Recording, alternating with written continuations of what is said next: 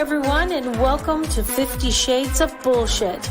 I'm your host, Christine Lalonde, and this is the podcast where we uncover the truth about online dating. Now let's begin. Hi, you caught me. I was doing stuff. I'm Christine. I'm Jada. And this is 50 Shades of Bullshit. My life is full of bullshit right now. I'm living my 50 Shades, girl. Thank you. You know what? Other one. You and me both. Bathroom. So I'm dying. I've got a horrendous cold that has just literally kicked me on my ass. And my lovely daughter is bringing me Kleenex because I'm dying. And if I die with a coughing fit, I'm just gonna. It's okay.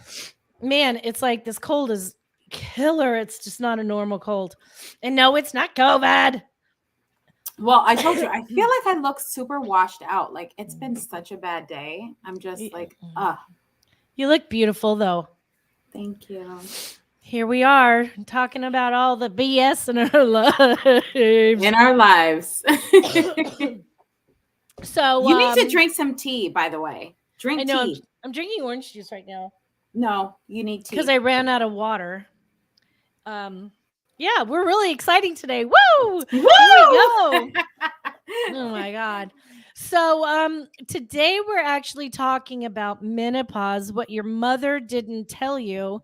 Well, I got like a laundry list of shit my mother didn't tell me.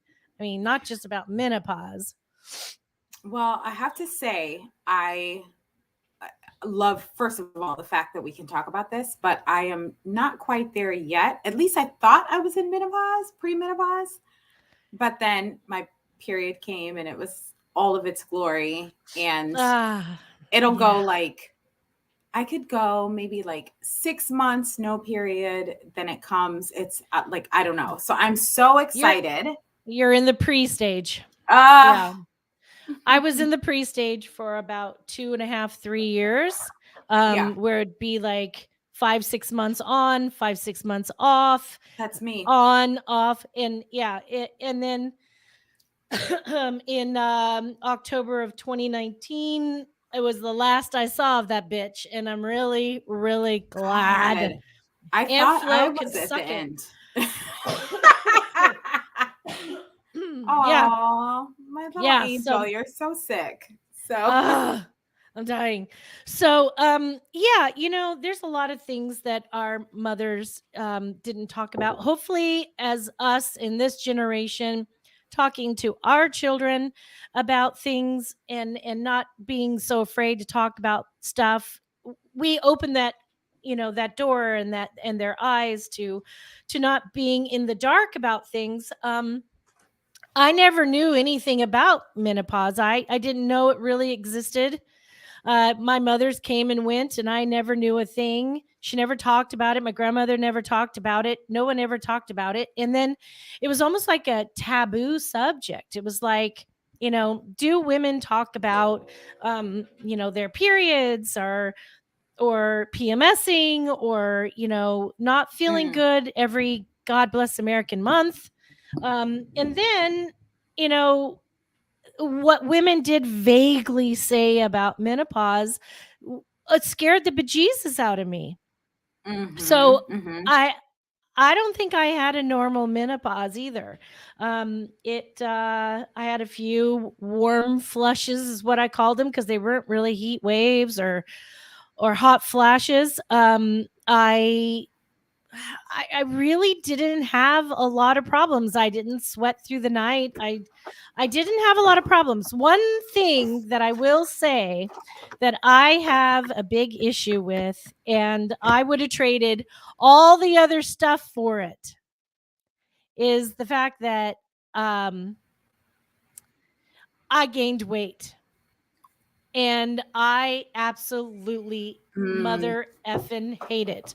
And they didn't tell me that you could gain a lot of weight during menopause and that it would be hard as F to get rid of. So I don't know shit. I mean, obviously, I don't either because I'm going through it. But I will say I'm holding on to weight. So I'm doing like intermittent fasting and all these different things, but I'm holding on to weight that's a little bit harder to lose. I mean, I'm Yeah. 5'3". I'm not the largest person, but I feel like some parts of my body, I'm like, what the fuck? Like, where is this coming from? Yeah. Um, and I Yeah. think it's menopause, Mhm. Mhm. pre-menopause. Yeah. It breaks my heart to say it, but Ye- yes. One of my girlfriends told me that when you go through menopause, things dry up, like your hair, your skin, your vagina. And I was like, Mm. no. And I got lucky. None of those things have No. happened to me. I still have soft hair. I still have soft skin. I still have soft Well, I vagina. cut all of So mine, but mine is very soft. Yes. I cut all mine. Mine's very soft. Everything else I think is seems to be soft as flowing well. well. Seems to be Yeah. good. So I yes. got a little extra softy soft too. Well, I'm dying to hear what our special guest is going to talk to us about with this today. She is a specialist, and I'm going to tell you a little about her. So, I don't know what the heck. I don't know what the heck. I got to find where I put her info. I'm really organized today. It's this half Yes. mental breakdown. Okay, so we've got somebody really special. Her name is Beverly Whitlow. She's the CEO of Beverly Hills, HEELS, health and wellness coaching, and a certified health coach. She is the founder of the Body and Lifestyle Academy, and she's here to talk to us about what our mothers didn't talk to us about, and I am thankful as all hell that she is here. And I hope not only that the women listening, that it helps them, but if the men stick around to listen, that they can learn what it's about, and that we don't have to be ashamed to say what is naturally happening with our bodies. So let's welcome Hmm. Beverly and see what she has to say today. Hello, ladies. How are you doing? I am Hi. Wonderful. laughing hysterically at your conversations. Well, thank God, because I was thinking, what's a fucking boring conversation I'm having today? No, it is definitely not a boring conversation, and we are going to have a conversation that your mother hasn't had with you. We Yahoo! are in a timeline where a lot of the outdated conversation of menopause is just being kicked to the curb because you look at the women today who are fully in menopause. I think of J Lo, like so Mhm. amazing, and she is moving just like she's moving when she was in her 20s and 30s. But the Yeah, key to managing this is your lifestyle, making sure you're eating properly and that you're moving. Because if you're sitting around and not active, you will go through this stage where it's so difficult, so difficult. And as I talk to women, I can tell the ones who have the right mindset to move through it. Like you were talking about, Christine, you didn't really have any problems. And then yeah, there are those women, it's like everything is a problem. And it was a problem before menopause. And menopause just gets to take the bad rap now. But you know what? There's a process to it. And if your mothers didn't have these conversations with you, you're floundering. I think Jada, you said something about you think you were, but you're not sure if you were. Like we know when we're pregnant. Why yeah, do we not know That's when true. we're in perimenopause or menopause? That's because the conversation has been kept hush. My mother didn't talk to me about it. I'm a baby boomer. Mhm. mm-hmm, Mhm. That era, they said mm-hmm, nothing about it. My mother mm-hmm. did give me a book by Kristen Northrup, and it was about everything menopause. And I think she gave it to me in my 20s. And I'm looking at this book and I'm like, what am I going to do with this? And I think I pulled it off the shelf maybe like 5 years ago. Well, I have to say, Beverly, that first of all, my mother rarely talked to me about anything, much less my period. My friends is where I learned about that, But when you say anything as a woman, like I'm dating, I'm not married and I date. Okay.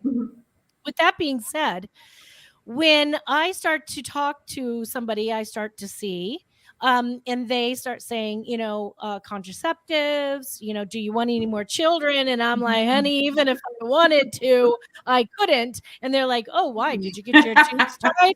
And I'm like, no, that ship has fucking sailed. And they're like, huh? And I'm like, I went through menopause. And they look at me like, are you supposed to be old now? And that's frustrating because I'm not, so they don't know any more than I do. And I'm thinking, I just know I don't have my period anymore and I'm fat as fuck. So let's not talk about it too much. Well, just like you, Christine, that was the first telltale sign to me that something was awry. I've been very active. I've eaten properly. I didn't realize that there were symptoms or breadcrumbs that indicate that, you know what, I'm in this change of life. I had no idea. Yeah. Yeah. The scary thing about it that we are not talking about enough, which is the reason why menopause is my jam. I've been doing summits and bringing women in to start the conversation because it's so challenging sometimes just to get women to open up and talk about it because they think, oh, menopause, no, that's not me. That doesn't pertain to me. The reality is menopause is happening younger and younger in women now. I came across some statistics that the 20-year-olds are running into this and they're in the doctor's office and the doctors are just baffled. Mm-hmm. And the poor young lady has no idea what's happening. Right. And it's a conglomeration of things, but I think we're inundated with a lot of toxicity. I think that's the biggest one that I see. And that's where I support my women. I work on detoxification. And when we focus on detoxification, a lot of the challenges that they're dealing with, they will start to fall off. Okay. Because we're not nourishing our bodies. At this stage in our life, you cannot be in the best of health and manage this cycle eating crappy foods. You just cannot. But I want to... go ahead. Yeah, I was just going to say, Jennifer has said it very well. When she was growing up, menopause seemed like the source of jokes. Yes, it has always been a joke. And when men would joke about menopause, she said that it seemed like it wasn't funny, like it was to cut women down. Absolutely. And I think that this encouraged women to hide it. Oh my God, it became a shameful thing. Yeah. Well, I would say, just to touch on what you're saying, I have been a vegetarian for probably like 8 years. And I'm still experiencing, like, now I'm going through certain things with my body that I'm like, okay, what is going on? Sometimes it comes, sometimes it doesn't. So I understand what you're saying as far as like health and wellness is concerned. I would very healthily, but I'm still, I don't know. I'm still trying to figure it out. I'm still, and some days I'm like, oh, is this menopause? And then I'm like, nope, it's not, because hello, like I just said today, my period is like, hey, I'm here, but it's been like 3 or 4 months since I've had it. So, right. So let's talk about what menopause is. Menopause is actually a day. It's one day. And it's the day that you hit that 365-day window and you did not have your cycle. That becomes your menopause day. Everything after that is post. So women are kind of confused when they talk about menopause, thinking it's this and that. Like, no, let's have a conversation. Let's educate each other. Let's be comfortable in this space. It's not taboo. It's not a stigma that we need to bring to us now. This is where the generation that are younger than us are helping to change the game. And I love that about them. Yeah. So I have to say something. A couple of years ago, right before COVID happened, I had to go see a doctor, just routine checkup. And I live in California and it's impossible to get health insurance. Okay. So I go to Planned Parenthood. And so I went to Planned Parenthood and they're like, oh, when was your last period? And I was like, oh, it's been a few months. And I was kind of like, not even trying to lie, but I was like, oh, I think. And then I started thinking, and as I was thinking about how many months, the nurse said, Well, you can't have had it, not have had it for a year, or otherwise you've hit menopause, and you can't be seen by us anymore. And I was floored, and I was like, "Oh no, it's I just once in a while my body skips a period." I totally lied then, because I was like, "I need to see a doctor. I It's a yearly exam for me." Right. Plus I had broken up with somebody and I needed to be all that checky check. Mhm, mhm, And mhm, I didn't know what to do, and I thought, wait a minute, why isn't there health care for those of us who are still sexually active, who are still women, who mhm, still need exams, who still mhm, need to be checked for breast mhm, cancer or mhm, cervical cancer mhm, or whatever, but mhm, because we haven't had our period in a year, we're no longer eligible to be seen by something like Planned Parenthood. I mean, mhm. it was freaking frustrating.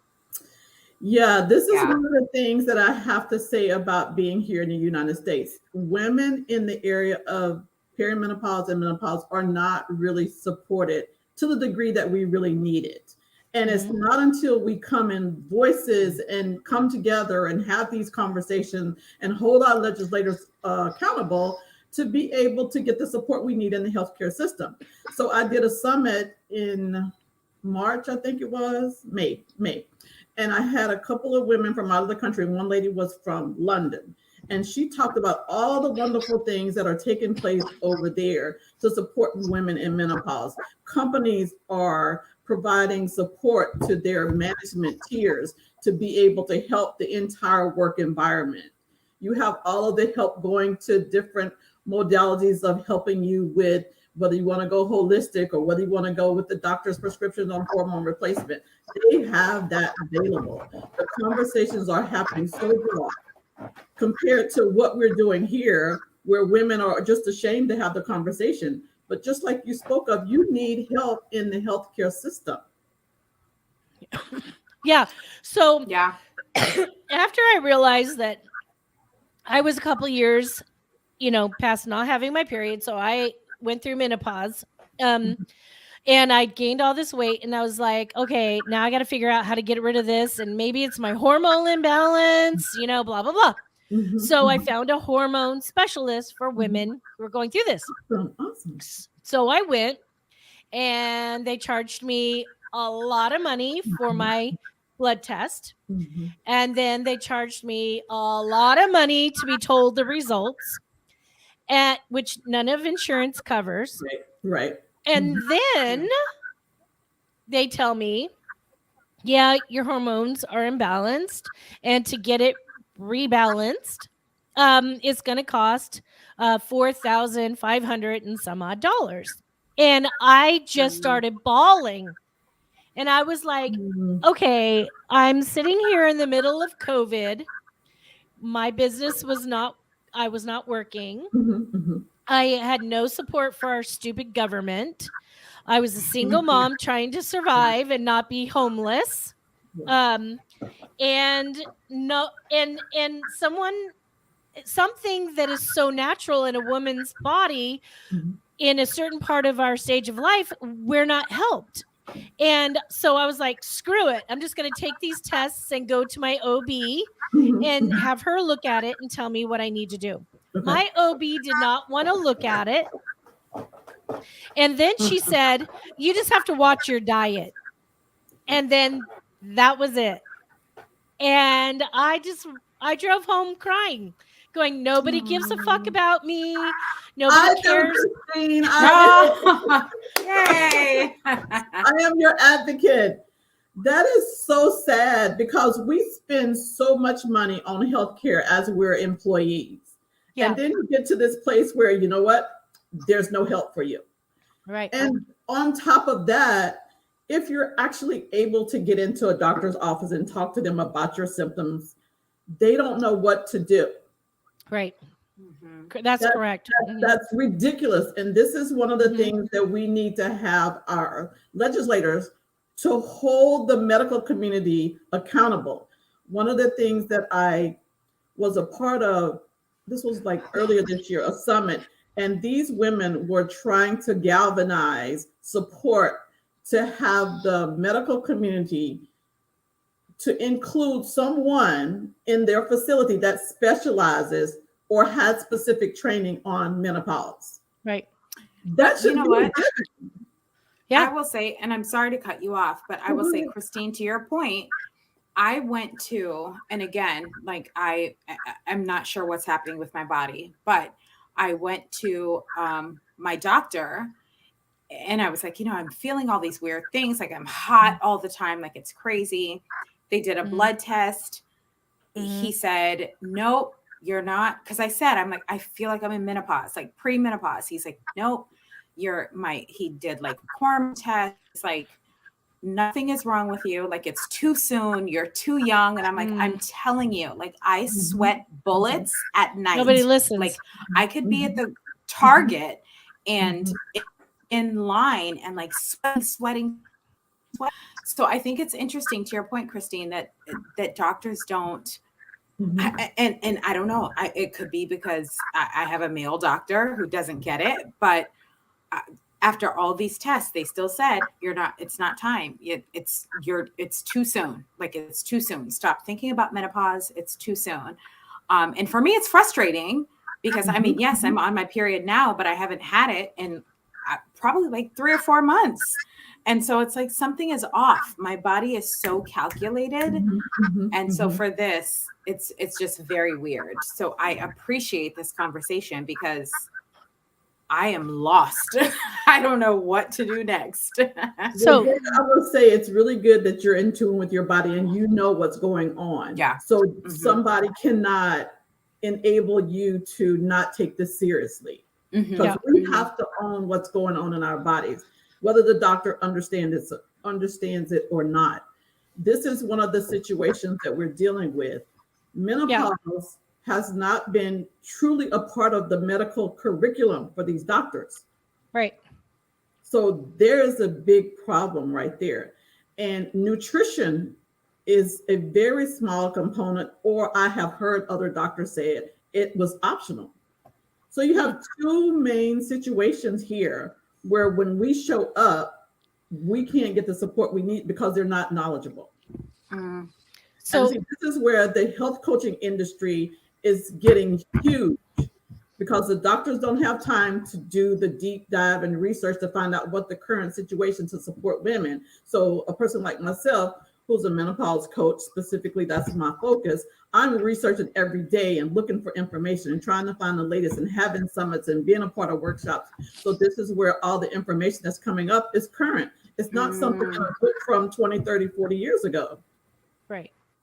So tell us some of the things that we as women should know that, like you said, our mothers were not telling us. Okay. So the first one is understanding what menopause is. So you're not misspeaking about menopause. It's like somebody 60 years old, they're in menopause, like maybe or maybe not. The window for menopause is like 45 to 55. So anywhere in that range, that's 10 years that it can happen to you. Just in your mind thinking of a number and saying this is it, that's not exactly true. On average, if you take that number around 51, you can pretty much say you'll see yourself specifically in menopause.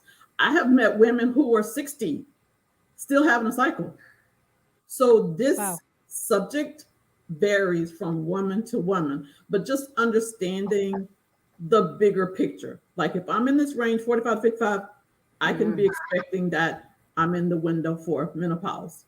Up to 10 years before, so we're talking 35, you have symptoms that are showing up, whether you can recognize them or not, they are showing up in your body.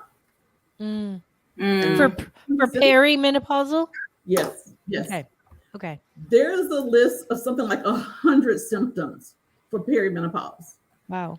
Some women can go through it with a breeze, like no real problems. I think you were kind of alluding to that, Christine, till you got the weight gain. I was like that too. There are women that I know specifically, they have not taken care of themselves, and going through perimenopause has been so challenging for them because you got the fluctuation of your hormones in addition to the fact you haven't really been taking care of your health. So that's compounding the problem. So then you look around and say, oh, the problem is menopause. Like, no, it's not. Like, let's start cleaning up areas. Okay. And what I know for sure Yeah. is diet, which are not really diet, but the way you eat, Mm-hmm. what you consume at this stage is paramount. Okay. Paramount. So if you're a Okay. person always eating on the run, you're going to have difficulty with weight gain and a lot of symptoms probably with sleeping, with moodiness, some of the food and the chemicals that in there, you get the brain fog. There's like a litany of things that are contributing to the food. I was looking at something just a day or so ago that some products are being banned over in Europe that we consume here in the United States. Why Mm-hmm. is that? Mm-hmm. Mm-hmm. These things don't But help us in general and specifically during menopause. I'm sorry, go ahead, Jada. no, I was going to say, you talk about diet, and me, I mean, like I said, I've been a vegetarian for, 6, 7, 8 years.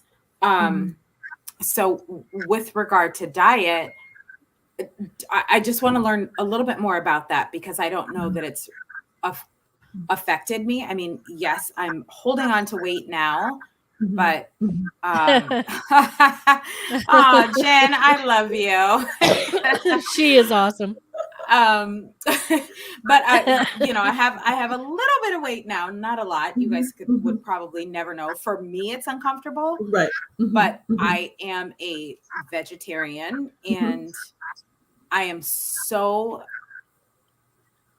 intentional with what I put in my body Mhm. that Mhm. I still feel like I have no idea. I have no control. I don't know what's going on. So I want to learn Okay. a little bit more about that when you said it's all about Okay. like health and what you put in your body. Yeah. Okay. So specify more when you say you're vegetarian because people have different ways of defining that. When I Oh, think of no. being I vegetarian, don't like eat any meat. I any meat. no meat, no fish. Okay. I don't eat eggs. The Mhm. one thing I cannot stay away from is cheese because I love cheese.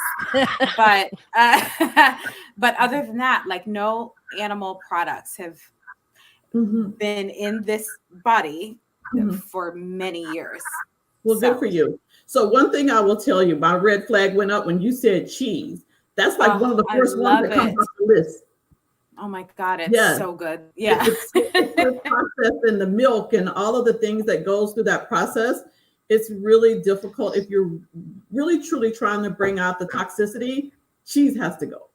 I would encourage you to just try it and see what happens if you pull it out of diet. And I would also say, look at how amazing your body is right now. Imagine what you would be going through now if you hadn't eaten the way that you've eaten up to this day. So I say, Hmm. give yourself a lot of accolades for where you are now because going through this phase, even though you have some symptoms, they're pretty mild compared to what I'm hearing some other women. Like they're so Mm. debilitated, they're so depressed, they are crying. They can't even manage to get out of bed. And you're looking like fabulous and amazing.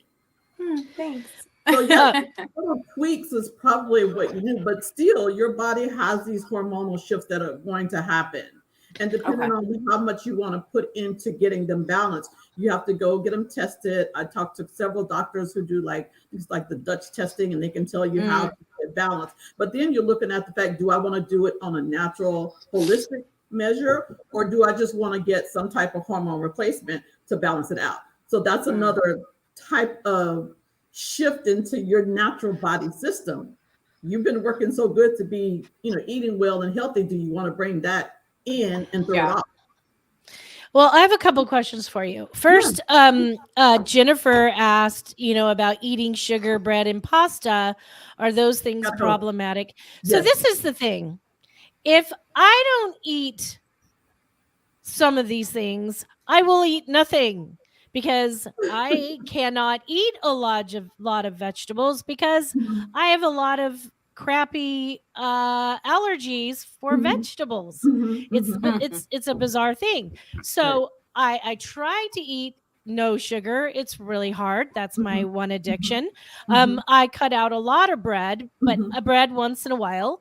I mhm, try to eat different types of pastas that are more like lentil or whatever. mhm, mhm, mhm. But I just feel like if this is the one effing time that I'm living this life, what do I have to look forward to Why if not? I can't even eat good food? Yeah.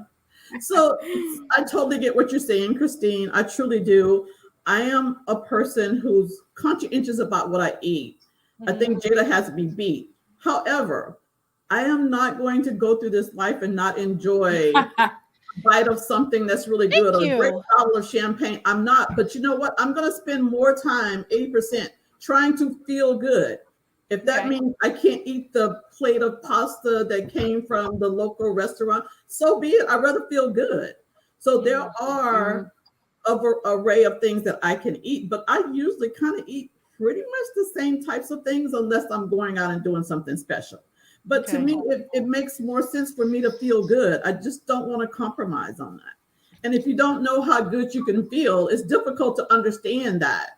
But if Okay. you Mhm. make these little steps, and I know it's really hard. I mean, the way I'm talking about it sounds easy, but I'm telling you, I work with clients all the time. They come in similar to what you're talking about, Christine. Like, I don't want to give up this and I don't want to give up that. But it's like, if you find the things that nourish your body, that's neutrally dense and helps you be revitalized, you really won't eat as much. You won't even want as much.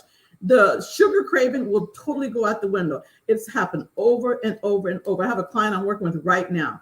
She is on the go. She is active. She has businesses and she's a minister and she's traveling. Like she's constantly eating out. She has lost like 17 pounds in a matter of like 6 weeks, I think. She has cut Oh, out wow. sugar. If you see her on her videos, she does a lot of videos. Her before and after, like in 6 weeks, is amazing. Mm, She says she's got so much energy. She's like, I don't miss the sugar. So until you get to that point, it's difficult to process it in your mind. But if you okay. take this step, one builds on another, on another. After about 6 weeks, you will feel so amazing. It's really difficult to grasp, but it's truly the reality that I've seen over and over and over again with my clients. Okay. I have a detox program that I was running. It's no longer available. It's a part of a bigger package. But I would take 5 days. I said, give me 5 days. I'm going to help you lose some weight and you'll feel amazing. Mm. But you have to agree no sugar, no cheese, no coffee. It's not for life, but it's Oh, just at God, that I point love do coffee. a reset. Ah, I don't even drink coffee. I Um, love it. so tell me, is this a myth or is this real? I think I vaguely remember. Now, my mother passed away 4 years, 4.5 years ago I'm sorry. from some very aggressive, horrific cancer. Okay. And I think I vaguely remember um, that she went through hormone replacement to help her. And then she got this cancer really bad. Now, I've heard some things that hormone replacements can cause some problems with women with breast cancer and cervical cancer and things like this. Have you heard anything like that, Beverly? Okay, first, let me say this. I'm a health coach. I Okay. cannot dance in the medical community space. Okay. I can't address that fully, but I will say there is lots of literature out there that you need to look at when you're in those circumstances. Hmm. Totally have my hands slapped if I'm not a medical doctor talking about the. I'm a holistic practitioner. Okay. Okay, Have you heard some talkings about that though? I've Some heard grumblings? a lot. I Yeah. have. Okay. Yeah, me too. That's why I was afraid to even go there because I have a lot of cancer in my family and I'm trying to stay away from that and or stay Christine, healthy. you have cancer in your family. Yeah, yeah. You got Um to kick the sugar, honey. You have to kick the Oh, sugar. It's a toxin. You have to kick the sugar. I don't know how. I've tried. no. Honey, I'm helping you, I, Christine. This is my space. I will help you. Yes, sugar Christy, you Lord. could be is ability toxic. partner. It's like a drug. Like, yes, yes, I yes. say it is my one addiction. It's the sugar. It also I'm an emotional eater and I'm fucking Mm. emotional. Hmm. Hmm. You and me God, it both, honey sucks. bun.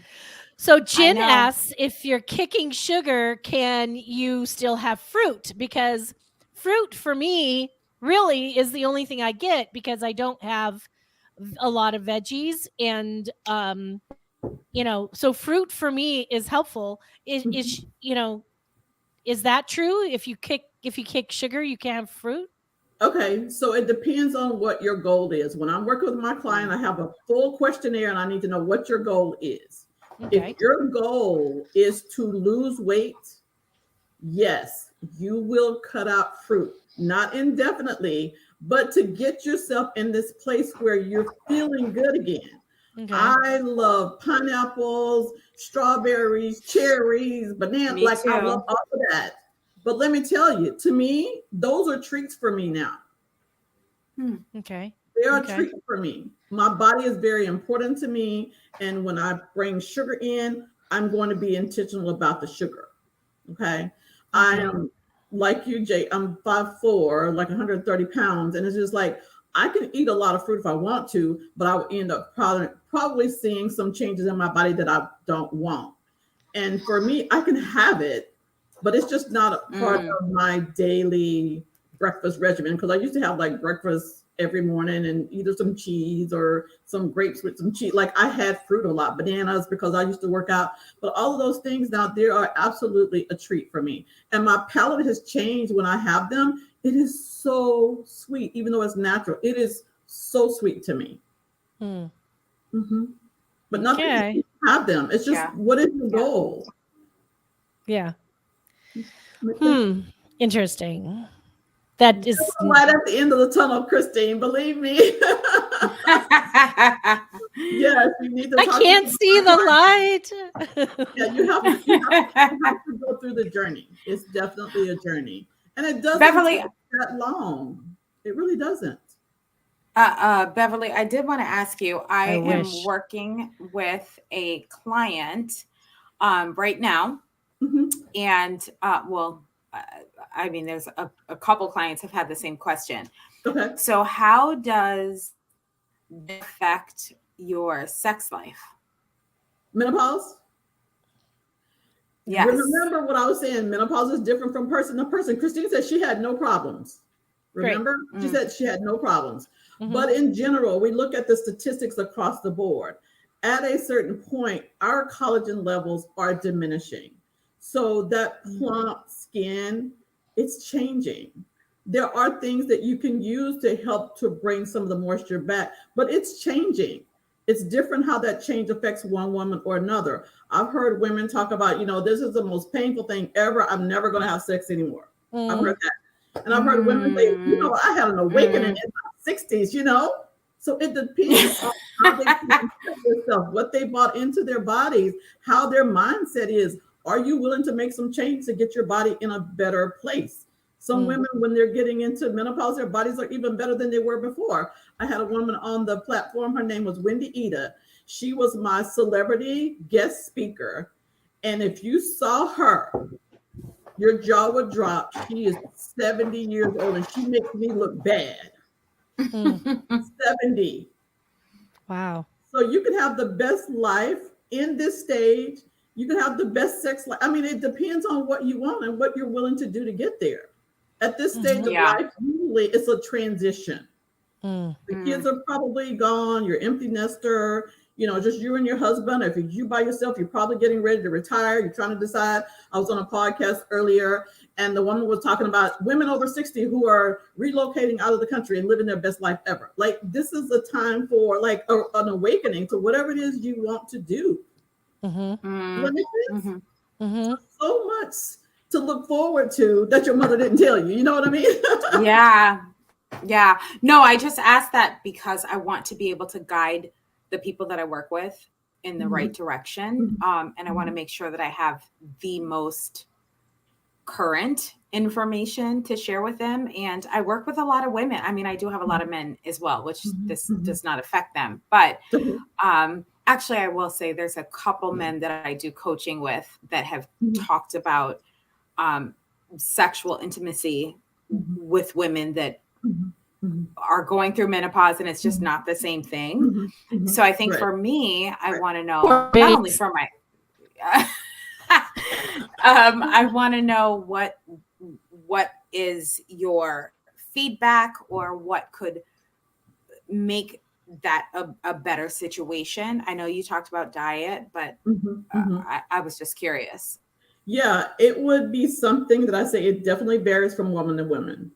I have Yeah. a clubhouse that Christine met me on, and the lady that's on that clubhouse with me is a nurse, and she's Mm. older than I am, and she talks openly about her sex life, and it's amazing. I'm sitting there listening, like, oh my god, like So it varies. I've heard other women talk about, you know what, I had to actually go to the doctor and get some medications or whatever topical solutions to help them.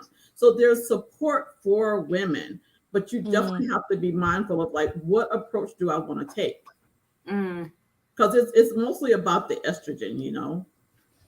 So Mhm. is the being conscientious of your diet, the no sugar, the carbs, the pasta, the all that other wonderful amazing shit, is that actually when someone starts to go through and heading into menopause, is that what's going to help you with the weight? Is that what's going to help you with the sleep, the mood, all these things, the It hot is flashes? it will be helpful, but it depends on each woman's journey. Like if you not taking care of yourself and you just start taking care of yourself because you find yourself, postmenopausal, like it's probably going to take a while to balance that out. But if you have a woman like Jada who's been taking care of herself and she make these little tweaks, she's going to be a piece of cake, no problems. Mm. Well, I mean, it's a problem for me, but because I'm still For trying to figure example, it out. But yes. addressing something you just said something about the coffee. Yeah. There's little Yeah. tweaks. You don't know which one is going to be, and there's a place where it levels out when you get into like the Yeah. postmenopause phase, and it's like you remember you went sort of like childbirth. You remember you had a child and it was very painful, and after a while you think about your child and just like what pain, you know what I mean? Mm. So it Mm. does level out, It's but a daily plane. That's what the daily. yeah, So when it just varies. That's why I'm talking about it now because it's not a cookie cutter situation. Like when you talk about Sure. a woman who talked about her cycle, each woman can talk differently about how her experience was when she had a cycle. Some women talk about having cramps and PMS. Like I didn't have any of that. Okay. Mm. Mm. It just varies, but there are some similarities along the spectrum. So you're out here helping women get control over taking care of themselves and Mhm, understanding where their bodies are and where mhm, their bodies are heading mhm. and what they could do to head off to get there. How do people find you? Oh, okay, that's right. You asked me to put this in the chat, and I'm just all conversation. I The love it. best way is to reach out to me. I'm on Instagram, Facebook. I have a calendar. You can go on my calendar and we can have a conversation and talk about like what it is you're looking to do because each woman's objective may be different. I had a woman that was talking just like you, Christine, to a degree, like she had this unhealthy relationship with food. She went through the program and it totally has changed the way she eats, the way she look at her meal plan. It's like process. And it's not Okay. just one thing. It's like when you think about a house and a foundation, I have 4 pillars to my program, and each one builds on the other one. So you can't just do one thing and think like, I'm going to be well. No, we have to make it a 360. And one of the things that the woman that I'm working with now, she said she's tried so many different diet programs, all of these ones that are go unnamed for me.